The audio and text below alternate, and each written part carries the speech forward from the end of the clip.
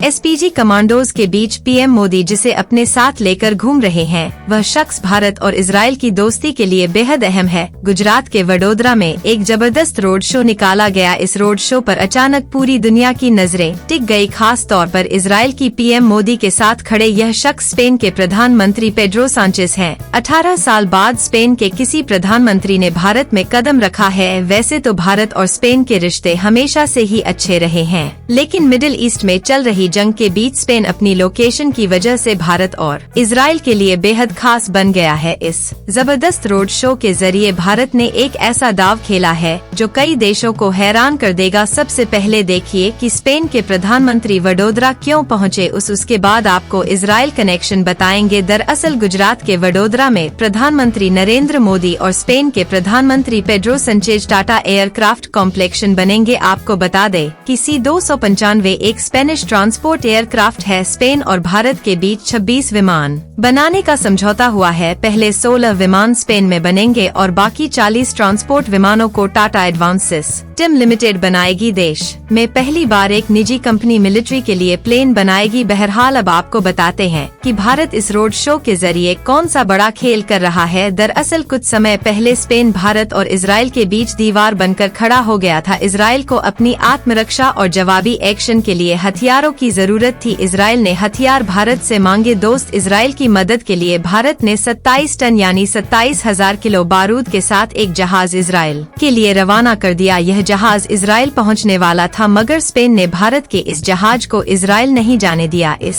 जहाज को बीच में ही रोक दिया गया। इसका सबसे बड़ा कारण इजराइल और स्पेन की दुश्मनी है। आपके मन में सवाल होगा कि भारत और इजराइल के बीच स्पेन कहां से आ गया। स्पेन तो बहुत दूर है, मगर असली खेल अब आपको बताते हैं। दरअसल भारत ने इजराइल को 27 टन बारूद भिजवाने के लिए लंबा रास्ता चुना था। भारत का जहाज पूरे अफ्रीका के नीचे से घूमकर इजराइल पहुंचने वाला था। इसी रास्ते में स्पेन पड़ता है। इजराइल तक बारूद पहुंचाने के लिए यह रास्ता भारत को सुरक्षित लगा था, क्योंकि भारत पर्शियन गल्फ के रास्ते बारूद इजराइल नहीं पहुंचा सकता था, क्योंकि इस रास्ते में इस्लामिक देश है। इसके अलावा भारत गल्फ ऑफ एडन के रास्ते भी इजराइल तक सामान नहीं भेज सकता था, क्योंकि यहाँ जिबूती में इजराइल का दुश्मन चीन बैठा है। ऐसे में आखिरी रास्ता स्पेन से होकर ही गुजरता है, मगर स्पेन और इजराइल की दुश्मनी ने भारत के जहाज को बीच में ही रोक दिया। स्पेन यूरोप का एकमात्र देश है जो इजराइल से सबसे ज्यादा नफरत करता है। स्पेन फिलिस्तीन का समर्थन करता है। स्पेन ने कुछ समय पहले ही फिलिस्तीन को एक स्वतंत्र देश मानने की घोषणा भी कर दी थी। ऐसे में भारत और इजराइल दोनों चाहते हैं कि स्पेन से बात करके कुछ ऐसा रास्ता निकाला जाए ताकि भारत से सामान इजराइल तक पहुंच सके। मिडिल ईस्ट में जंग बढ़ती जा रही है। ऐसे में अपनी आत्मरक्षा के लिए इजराइल को ज्यादा से ज्यादा हथियारों और बारूद की जरूरत है। अगर तीनों ही रास्ते रुक गए तो इजराइल बुरी तरह से फंस जाएगा। ऐसे में एक्सपर्ट्स का मानना है कि भारत स्पेन से इस मुद्दे पर बात कर सकता है।